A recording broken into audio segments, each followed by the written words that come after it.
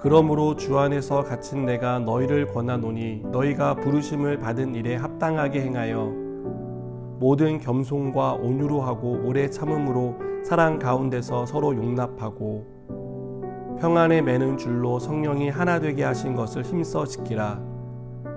몸이 하나요 성령도 한 분이시니 이와 같이 너희가 부르심의 한 소망 안에서 부르심을 받았느니라.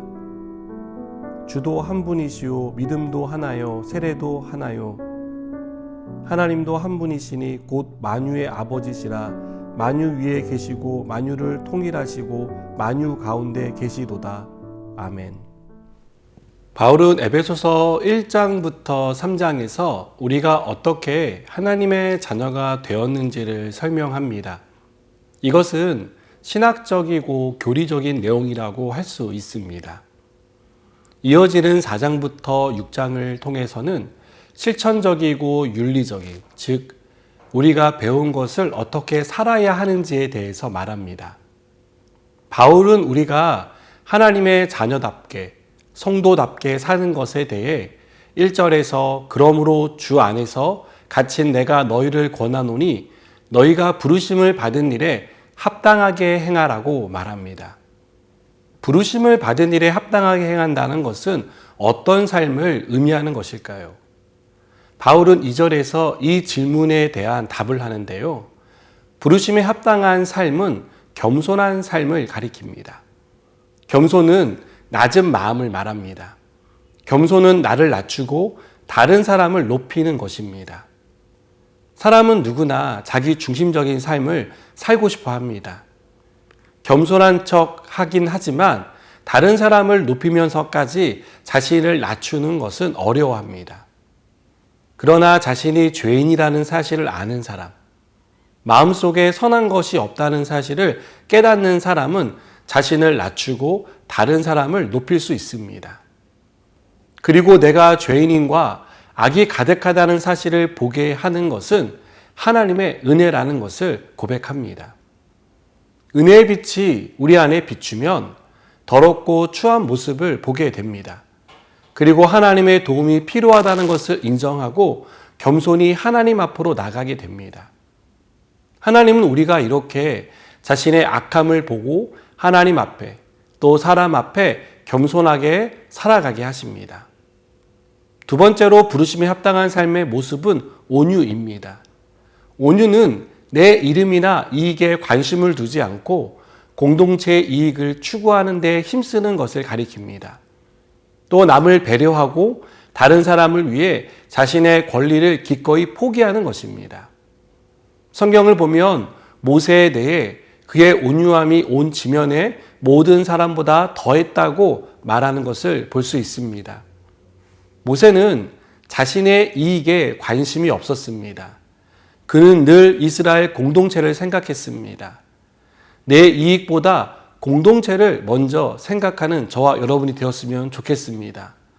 또한 마땅히 사용할 수 있는 권리를 다른 사람을 위해 양보할 수 있는 그런 사람이 되었으면 좋겠습니다. 부르심에 합당한 삶의 세 번째 모습은 오래 참음입니다. 오래 참음은 차분한 성격, 인내를 의미합니다.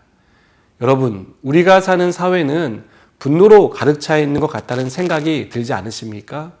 뉴스를 보거나 사람들을 만나 대화를 하다 보면 분노가 느껴집니다. 불공정에 대한 분노부터 시작해서 특정한 대상에 대한 분노를 우리는 감지할 수 있습니다. 교회라고 해서 분노가 없을까요? 저는 그렇게 생각하지 않습니다. 사람들은 나와 같지 않은 마음을 가진 사람들, 그래서 나와 같이 행동하지 않는 그런 성도들을 보며 불편함을 넘어 분노를 합니다. 오래 참음은 다른 사람을 용납하고 그 사람에 대해 인내하고 또 인내하는 것입니다. 이것은 다른 말로 품는 것이라고 할 수 있습니다. 하나님의 사람은 분노하는 사람이 아니라 품어주는 사람입니다. 그리스도의 사랑으로 품어줄 때 변화가 일어나고 사회가 변혁되는 것을 볼 수 있습니다. 저는 부르심이 합당한 삶의 모습은 모두 사랑으로 귀결되고 있다고 생각합니다. 우리가 나보다 남을 낮게 여기는 마음을 갖는 것은 사랑에서 비롯됩니다. 내가 누릴 수 있는 마땅한 권리를 다른 사람을 위해 양보하고 배려하는 것도 사랑에서 비롯된다고 생각합니다. 분노하지 않고 인내하는 것도 사랑에 있어야 가능합니다. 그래서 우리가 구해야 할 것은 부르심에 합당한 삶을 사는 데 필요한 사랑입니다. 우리를 한량없이 사랑하신 아버지의 사랑이 우리에게 필요합니다.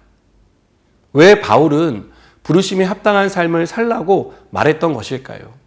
그것은 성령이 하나 되게 하신 교회를 힘써 지켜야 하기 때문입니다.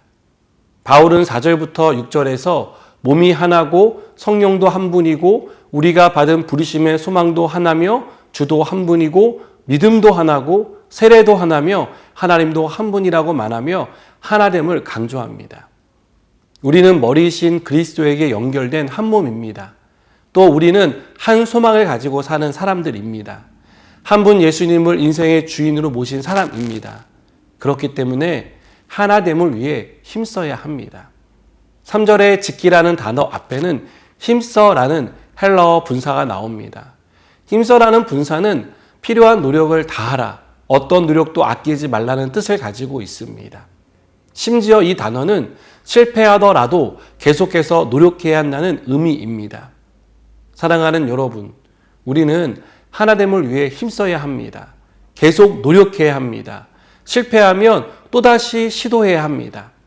우리와 생각이 다른 사람, 어렵고 힘든 이웃에 대해 계속 노력해 나가시기 바랍니다. 그것을 멈추지 않는 저 여러분 되기를 축복합니다. 기도하시겠습니다. 하나님, 우리를 하나됨으로 부르신 주님, 한 몸 안에서 하나됨을 추구하며 하나님의 나라를 이루어가는 귀한 공동체가 되게 하여 주시옵소서. 예수님의 이름으로 기도드립니다. 아멘.